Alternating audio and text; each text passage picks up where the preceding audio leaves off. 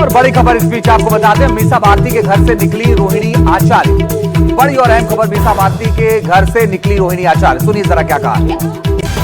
कभी मेरे जैसी बहन बेटियां, जिस घर में भाई हो, भाई लोग का ही योगदान होना चाहिए।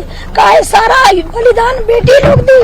और जब बेटी कुछ सवाल पूछे तो आप बोल दीजिएगा कि अब ससुराल में जाओ, तुम्हारा शादी हो गया। रोहिणी किस आप बहुत ज्यादा रोई हैं, इसकी वजह से आपकी आवाज बैठ गई है। रोहिणी आप बहुत ज्यादा रोई हैं। आपकी लालू जी से कोई बातचीत हुई इस बीच में? जैसा बर्ताव किया, चप्पल फेंकने जैसा।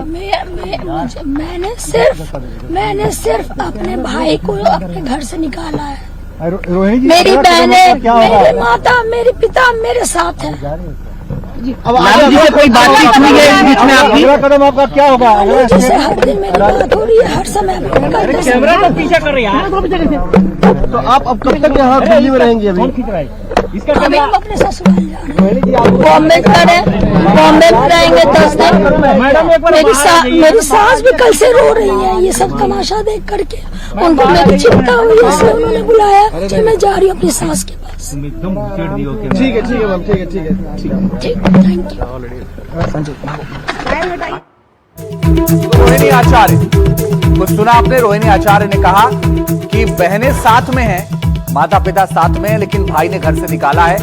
और उन्होंने ये कहा है कि ये जब सब कुछ हो रहा था तो वो वहां पर मौजूद थे, मेरे माता पिता वहां मौजूद थे जब ये पूरा विवाद हुआ। और उन्होंने कहा कि अब सारा योगदान बेटियां ही क्यों दें। गला उनका बैठ गया है और कहा यह जा रहा है कि रोने की वजह से गला उनका बैठ गया है, क्योंकि तो सवाल उनसे पूछा गया था।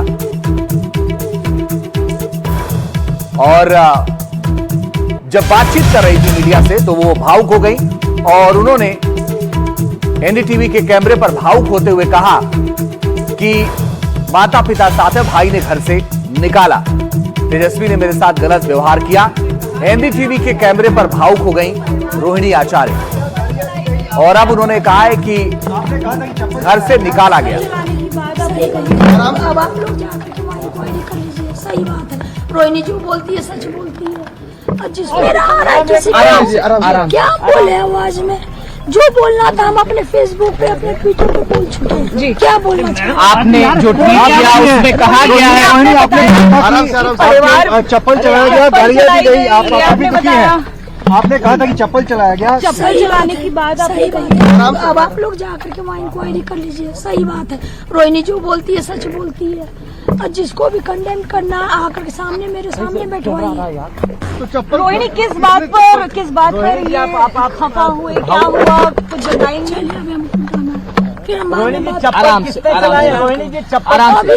कर सकते हैं। आप आराम से बात करें। आप ये बात जाके तेजस्वी यादव, आप ये बात जाकर के तेजस्वी यादव किसके शह पे हुआ है उनसे जाके पूछिए, संजय यादव से पूछिए, रेचल यादव से पूछिए, क्या नाम है उसका, एक और लड़के का क्या नाम था, रमीश से जाके पूछिए।